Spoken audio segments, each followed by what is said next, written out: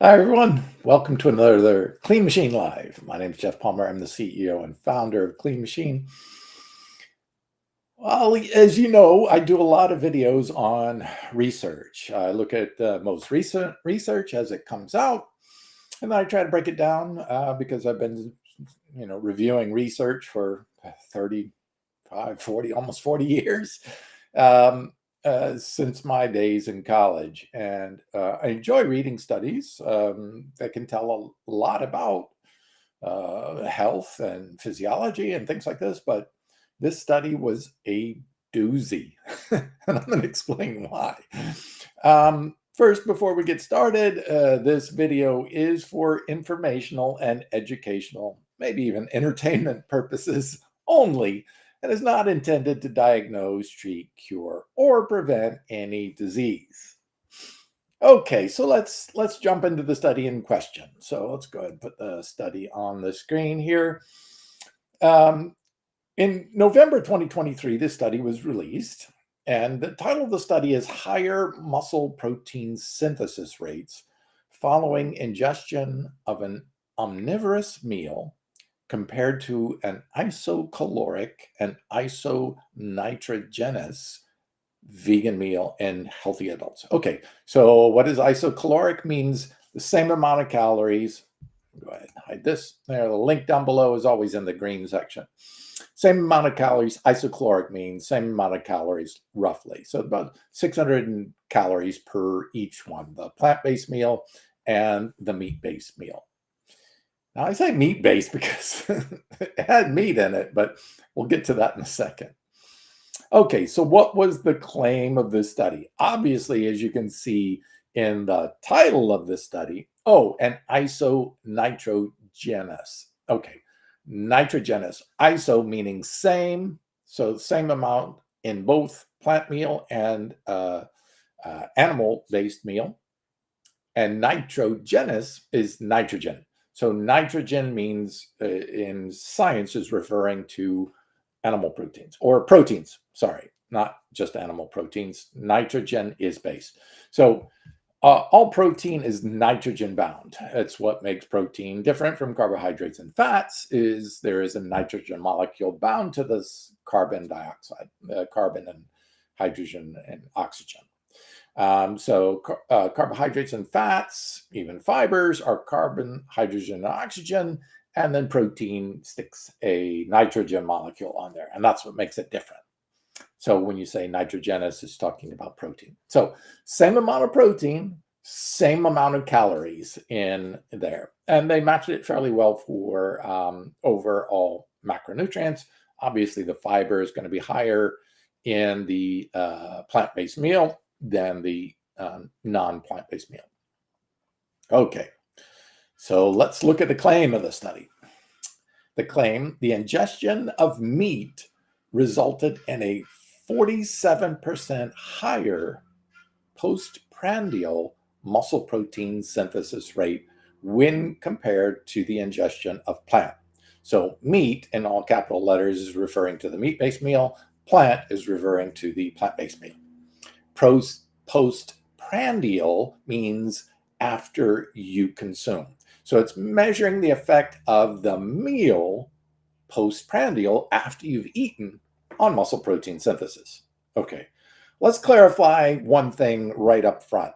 Muscle protein synthesis is the body's stimulation or activation of taking nutrients from the bloodstream and synthesizing or producing proteins. Now, it doesn't mean those proteins actually get used. It doesn't mean you make more muscle. It just means you're making the proteins so they're available for muscle if your body needs it, like with exercise. So muscle protein synthesis is really important for when you exercise or when you are very active, because that muscle protein synthesis makes the proteins, muscle protein synthesis, making the proteins, but it doesn't mean muscle protein accretion, which is the actual taking of those proteins now and making actual muscle tissue out of it. So muscle protein synthesis does not mean making muscle. It means making the proteins. very clear on that because it'll start to become clear why that's a big difference in this particular study. Okay, so the conclusions of the study was that ingestion of a whole food meal containing beef results in greater postprandial, after the meal, muscle protein synthesis rates when compared to ingestion of a protein equivalent whole food plant-based meal in older adults. We're going to get to that part in a second. Okay, so why did I pick part this study? Okay. Um, so what are the issues about this study? All right. So this study is, in my personal opinion, laughable. This is why research lately is getting a bad name, because private industries are creating studies in a very specific way to make it seem like what they want is really what's happening in the study. But I'm going to break down the study for you to show real hardcore bias in this study. This is one of the worst, most biased studies I have ever seen. And I've been reading studies for over 35 years. Okay, so let's start with the most obvious thing here. Who funded the research?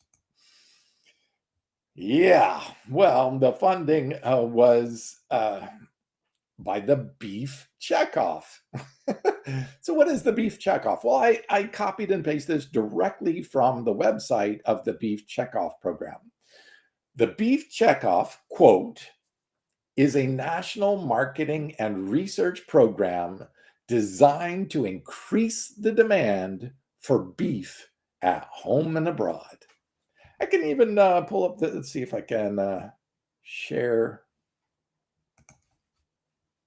Let me go ahead and share my screen, and I'll go ahead and pull it up on the screen so you can read it right off the screen for yourself. There it is. This is the website for the Beef Checkoff. And there you can see it. Let's see if I can hide this. There we go. Let me hide this. Okay, there you can see it. So this is their actual website. This is who funded the study. And right there on their website, the Beef Checkoff program is a national marketing and research program designed to increase the demand for beef. This can be accomplished through initiatives such as consumer advertising, marketing partnerships, public relations, education, research, and new product development. They spend $10 million. They have $10 million earmarked for research. So they are getting studies designed to make them look like people should be consuming more beef. And even titling the study, obviously, as the study title right here is higher muscle protein with an omnivorous meal based on preferred to a vegan meal. So yes, that is who funded this study. Okay, so that's pretty clearly biased and pretty badly right on their website saying what the reason for doing that is to get people to eat more beef. All right, so let's take a look at the design of the study. So anybody can design a study pretty much cleverly enough to make it appear as if this is a positive outcome. So let's look at study size. Okay, they only used 8 men and 8 women. Now, most research needs 10 or more, and preferably you want to get hundreds to thousands to make it a significant. This would be considered insignificant results or not even usable. You would need other research to prove your point here because it's under 10 people. So technically it's 16 people, but it's 8 women and 8 men. Number 3, the study demographics. They only used old people. Now, here's something really interesting, because young people have a better muscle protein synthesis response. Just the way it is. It's pretty much burned out in all the research. So they intentionally use 65 to 85-year-old people where a muscle protein synthesis response would be initiated more by food because they, one, probably don't exercise as much, two, have lower rates of muscle protein synthesis. So adding a vegan protein meal wouldn't really generate much of a response. So this is intentionally selecting elderly people in order to get a more favorable response from the meat meal. So this is where it gets really bizarre. The study duration, it looked at not a week of eating this way, not a month, not even one day of eating this way, but they looked at the results after eating just one meal, one plate of food. That's it. I'm like, oh my God, who is going to believe this study? Lots of people will believe the study when they read the headline. And that's why I'm breaking this study down, because I want to show you how they go out there and they'll market this headline. Wow, 47% more protein synthesis. I'm going to build more muscle for, almost 50% more than than vegans will get, which is just not true. This is just one meal, one single plate of food. Okay. And then they did the biopsy 6 hours after they ate the meal. Not a day later to see how the body utilized the proteins from both of the meals, but just 6 hours later. Oh my God. That doesn't tell you anything about how much muscle is gained. Nothing. One meal won't change how much muscle you gained, and measuring it 6 hours after you ate it won't measure it either. I mean, it's just bizarre that they can get away with such a bogus study. This is what people start to say, this is such junk study. This is so poorly written. This is so biased. I don't believe research anymore. And that's a real shame that we're getting this infusion of industry people specifically designing studies to give people false impressions and then putting a big headline out there that will catch lots of press and be picked up, all over and all these things. Oh, 50% more muscle gains from eating a beef meal. And that is not at all what this study is showing. And not at all the way that it would even if it was showing this, it wasn't even designed to show that. All it showed was muscle protein synthesis with the stimulation of actual muscle of protein creation, not the accretion, the gathering of gaining of muscle. One's using up to 85-year-olds who aren't gaining much muscle anyway, probably aren't even active, probably not even exercising. Oh my God, this is a bad study. Okay, let's keep going though, because it just keeps getting worse. So when they compared the two meals, they used only long-term omnivores. They did not use a single vegan in this study.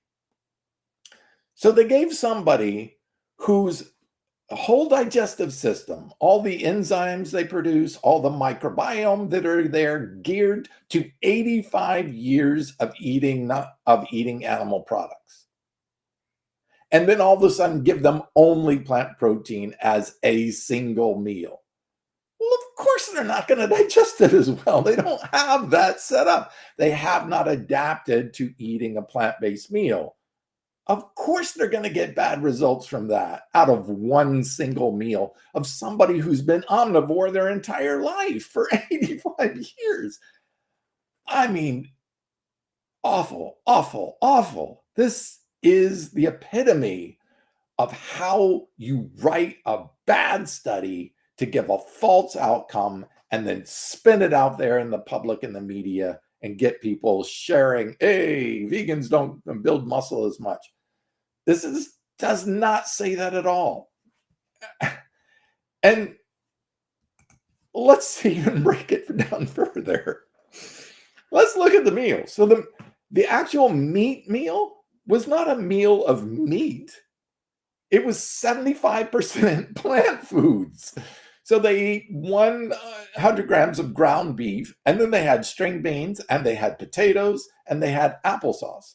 So they had veggies, they had starches, and they even had high sugar fruit. Now, all of this could affect the way the body processes that. While the plant meal, only thing they had was beans and grains, and that's it. No veggies, no fruit, no starches, no simple carbs, no complex carbs. Oh my God. I'm like, they intentionally designed this. Let's go ahead and even show you what that looks like. So this is a picture of the two meals. Hold on, let me get rid of the. This is the picture of the two meals. On the left, that's a plant-based meal with quinoa, chickpeas, broad beans, and soybeans. And over on the right, you had beef, you had potatoes, you had green beans, you had applesauce, and a little smattering of butter there. So it wasn't even beef that was the main part of it. Out of 675 grams of food on the plate, just 100 grams of it was beef. I mean, just this whole study was just awful, awful, awful. Okay, so let's get rid of that picture and let's move on because it's just so bad. All right, so let's look at real studies that looked at broad generational studies. Lots of people in them over a period of time. This one's called The Dietary Protein is Associated with Muscle Skeletal Health Independent of Dietary Pattern. This is called the Framingham Third Generation Study. So this is a big study looking at a long time over time. So what did they found? Fine, they found that here's the conclusions. In this study, dietary food patterns, that's the type of protein that you are eating, either plants or animals or otherwise, do not provide further insight into beneficial protein effects on muscle outcomes. So it doesn't even matter what type of protein you were consuming, as long as you were consuming enough protein over a period of time, there was absolutely no difference in the muscle outcomes. And look, almost 40 years vegan, does that look like I'm not gaining any muscle? No. So the amount of protein intake does matter. If you don't get enough protein, you can't make enough protein synthesis and you won't gain as much muscle. But as long as you're meeting the protein requirements, the place where that protein is coming from did not matter. All right, that's just one study. So to show that I'm not cherry picking, let's go on to this one. This is 8 weeks of whey protein or rice protein, not just one meal, 8 weeks of consuming it on the body composition. Quote, there were no differences between the two groups. Whey protein, rice protein, 8 weeks, as long as you were getting enough protein, no difference in muscle strength or muscle size. All right, that was rice protein. Let's take a look at pea protein. This study, pea protein's oral supplementation promotes muscle thickness during resistance training. This is a double-blind, randomized, placebo-controlled clinical trial versus whey protein. So this is the gold standard of protein. So what was their conclusion? The thickness increases were actually significantly different. As it turned out, the pea protein was 20 point increase, and the whey protein was 15. So the pea protein actually increased muscle 30% more than whey protein did. So why was that? So we have to actually look at another study to find that conclusion. Let me go ahead and pull up the results of that study on there. It's graphical, so you can see the difference here. The top line on the upper left-hand corner is the amount of muscle damage when you consume whey protein. As you can see, the pea protein in the squares, the bottom line, much lower muscle damage. Next is when you consume whey protein, much higher production of lactic acid. This is what causes muscle soreness and slows your muscle recovery over a period of time. Now, after 3 days, they returned to normal.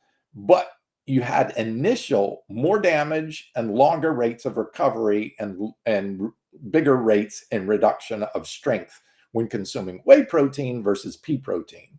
As you can see that all the way across the graphs, pea protein outperformed whey protein in every significant marker, from creatine kinase to lactase to alt.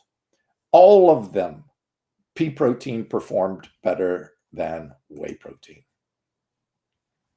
So even in muscle strength and in muscle size, pea protein outperformed whey protein. And so you see all of those studies, the rice protein, the pea protein, the Framingham study, all showed there was either no difference or actually improved difference from that.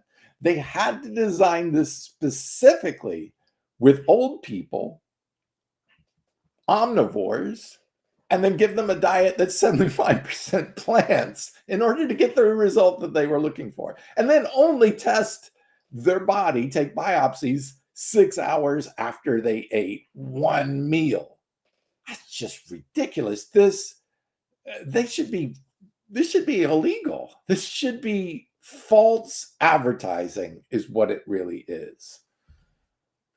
This is frustrating because, so many people are going to see this study on the internet and share it with their friends and get biased confirmation that, hey, vegans aren't going to build muscle because of this study. See, eating meat was right all along. Well, I want to actually show you a comment directly from this meat study that's buried in there. Now, most people are not going to read through the whole study to see this, but this is actually something that probably they're required to do by law. And this is a quote from this meat study promoting meat by the Beef Checkoff funded study, right? However, more recent work from our group, that means their own research, in healthy young males, 4 studies, 16, 17, 18, and 19. They did 4 studies and found they did not detect any difference in anabolic responses following ingestion of various plant-derived protein isolates or their protein blends when compared with milk protein. No difference. Did not detect, there it is, did not detect any differences in the anabolic response. So they knew that this was dead. So they designed a study specifically to alter the outcome, specifically only one meal, specifically in older people, specifically measuring muscle protein synthesis, not muscle protein accretion, real muscle gains. Specifically only measuring 6 hours after the meal. All of these things were intentional to design a study that would give a false premise outcome, even though their own research, they say it right in the study, their own research showed that has no difference in anabolic responses. This is shameful. So if you are out there and you see the study being circulated on the internet or by media, please take this video and put it in the clips there. Or share some of this information that I have done, the breakdown of this study, to show how bogus, how utterly, manipulative this is. This is basically paid advertising masquerading as real research. Horrible. Well, I hope you got a lot out of this study. I want to thank Anne Molina, a friend of mine, for sharing this study with me, because she was just like, wait, what is that? Is this true? She goes, Geoff, can you tell me if this is true or not? And when I started reading the study, I was just like, oh my God, this is embarrassing how bad this study is designed to give a false impression to people. It's shameful. And it needs to be called out because it's hurting people. It is giving people false information. We know that higher meat consumption leads to higher cardiovascular disease states. We know that. The trend line is huge. It's just time we call out these bad studies when they happen and stop this so that people aren't under this misinformation that somehow meat is going to gain them more muscle when it won't. And their own study said that they didn't even find that. God. Well, I hope you enjoyed this. Please feel free to share this video. Let's get it circulated out there so that people know the difference between a really bad industry-funded study trying to promote and get people to eat more of their products. This is marketing and advertising. This is not research. So let's get it out there and circulate it, because people need to know the truth and need to know the difference between a real study that's done by a university or funded by proper funding to try to help improve people's health, not to just sell more product. Let's stop using research as a way of marketing and advertising and manipulating people. It's got to stop. Thank you for watching. If you find a study that you have me, that you would like me to look at, that I can break down for you, happy to give it my unprofessional opinion, and just let's keep the truth going. Look, I want the best in health for you, and I would be okay if this study showed meat does. I even did a video showing that actually plant protein is a little less anabolic and that you need to consume a little bit higher plant protein compared to an animal-based protein. I agree. I'm not denying that. I would not, because that is the truth. That is the real science that is showing that. Shows we do need to eat a little bit more protein on a gram for gram basis in order to get the same anabolic response. I'm okay with that. I'll eat a few more beans. I'll eat a handful more of nuts. So what? Big deal. That's not the problem. The problem is using that as misinformation to scare people away from a plant-based diet when it's known to be healthier, known to promote longevity better, known to give much better health outcomes for things like diabetes, dementia, and things like this. This research is overwhelming for that. Let's not get people scared and use scare tactics to say, oh, you can't build muscle on a plant-based diet. I'm 61 years of age, almost 4 decades of eating nothing but plants and fungi. Good old mushrooms. You do not need this. Looking at speed to results does not tell you what the total outcome is over time. There's a big difference of that. Yes, some things can happen faster. If you eat meat, yes, you'll get faster muscle protein synthesis. But so what? Will it change the outcome of how much muscle you can build? And the answer, study after study after study, is no. There is no difference over time. As long as you're consuming enough protein and getting enough of the rest of the micronutrients and macronutrients that your body needs, as long as you're eating a healthy, whole food, plant-based diet, you can get all the same amounts of protein, muscle protein synthesis, and health, and do it in a much healthier way than eating an animal-based diet. That's what I want to give to you. That's why I break down these research. It's why I hope this research helps you see the dramatic difference between something that is paid for by industry funding and is geared to manipulate people by falsely insinuating a better outcome, when the study itself, when you break it down, does not do that at all. Thanks for joining me. I'll be back here every Thursday at 4 p.m. You can check out the rest of, I'll go ahead and put it up on the screen. Oops, hang on just a second. Check out our YouTube channel. So you can check out all of the videos I've done, debunking lots of other studies, actually breaking down many of the studies, good or positive, for plant-based and for health and nutrition. So plants are where our nutrition comes from. It's where all nutrition comes from, with the exception of vitamin B12 and vitamin K2, which come from microbes and bacteria, and D3, which comes from sun. But nothing that a human being requires exclusively comes from an animal. So there is absolutely no nutritional requirement for any human being that is healthy, not genetically flawed, basic, fundamental, sound, healthy human being. There is not one single nutritional requirement from anything that comes exclusively from an animal. I'll leave you with that. Enjoy your day. Live long and prosper and be healthy. Thanks for joining.